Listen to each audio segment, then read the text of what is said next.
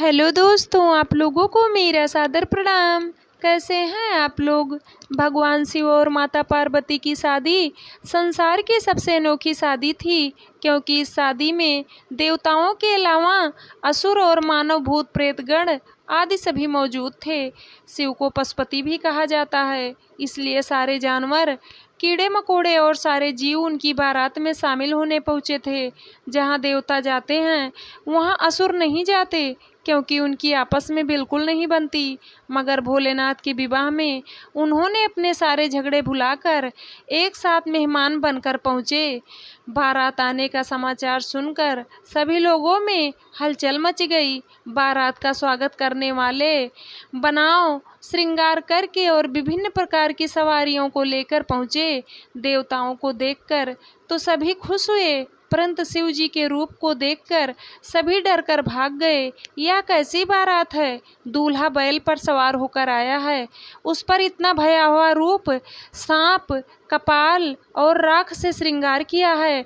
पार्वती जी की मां मैना रानी ने आरती की थाल सजाई और स्त्रियां मंगल गीत गाने लगी। मैना बड़ी प्रसन्न और उत्सुकता के साथ शिव जी को परछने जा रही थी, पर जब मैना ने शिव जी को देखा तो वह मूर्छित हो गई। जब उनको होश आया तो रोते हुए बोली, मैं अपनी पुत्री का विवाह इस बावले योगी से कभी नहीं होने दूंगी। और इतना कहकर रोने लगी।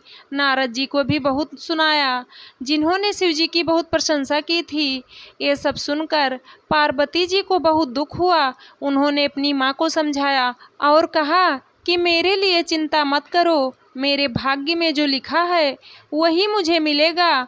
फिर ऐसा कहकर पार्वती जी शिव जी के पास गई और उनसे निवेदन किया कि आप जैसे हैं मुझे उसी रूप में स्वीकार हैं। इतना कहना था कि तभी भगवान विष्णु वहां पहुँचे और कहा कि आप चिंता न करें, आज भोलेनाथ का ऐसा रूप बनेगा जिसे देखकर सभी दंग रह जाएंगे। और फिर विष्णु जी ने महादेव का श्रृंगार किया और सुंदर वस्त्र पहनाए। भोलेनाथ के इस रूप को विष्णु जी ने चंद्रशेखर नाम दिया। इस तरह नारद जी ने मैना रानी को समझाया कि उनकी पुत्री और कोई नहीं, साक्षात जगत जननी जगदम्बा और शिव की अर्धांगिनी है। इनका तो जन्म ही शिव से विवाह के लिए हुआ है।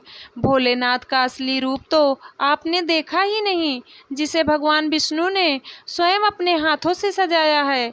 तब मैना रानी और हिमालय खुश हो गए। शिव के चंद्रशेखर रूप का दर्शन करते हैं। उन्होंने अपने दामाद की सुंदरता देखी और आरती उतार कर महल में चली गई। चूँकि माता पार्वती एक राज परिवार से थी, इसलिए इस विवाह समारोह में सबसे पहले एक अहम समारोह होना था। इस समारोह में वर वधू दोनों पक्षों की वंशावली घोषित की जानी थी। पहले वधू पक्ष ने अपनी वंशावली का खूब बखान किया। जब वधू पक्ष ने अपने वंशावली का बखान समाप्त किया तो सभी लोग वर पक्ष की ओर देखने लगे। सभी अतिथि इंतजार करने लगे कि वर की ओर से कोई उठकर भगवान शिव के वंश के बारे में बोलेगा, परंतु किसी ने कुछ नहीं कहा। माता पार्वती के पिता पर्वतराज हिमालय ने भोलेनाथ से अनुरोध किया कि अपने वंश के बारे में कुछ बताएं, पर वह कहते क्या, क्योंकि उनका कोई परिवार तो था ही नहीं और न वंश। वह तो स्वयं जगत पिता हैं। भगवान शिव चुपचाप बैठे रहे। फिर देवर्षि नारद, जो यह सब तमाशा देख रहे थे, अपने स्थान से मुस्कुराते हुए उठे और कहा, ना ही इनके माता पिता हैं और ना ही इनका कोई गोत्र है। यह सुनकर पर्वतराज हिमालय चौंक गए। तब नारद जी ने सबको बताया कि शिव तो स्वयंभू हैं, उन्होंने खुद अपनी रचना की है। अपनी क्या, समस्त संसार की रचना इनसे ही हुई है। इस संसार के कण-कण में शिव विद्यमान हैं, तो फिर उनका परिवार कैसे हो सकता है। नारद जी ने माता पार्वती के माता पिता का भ्रम दूर किया और इस प्रकार शिव पार्वती का विवाह निर्विघ्न संपन्न हुआ।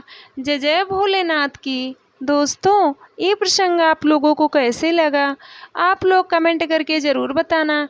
चैनल को सब्सक्राइब करना, वीडियो को लाइक करना, शेयर करना।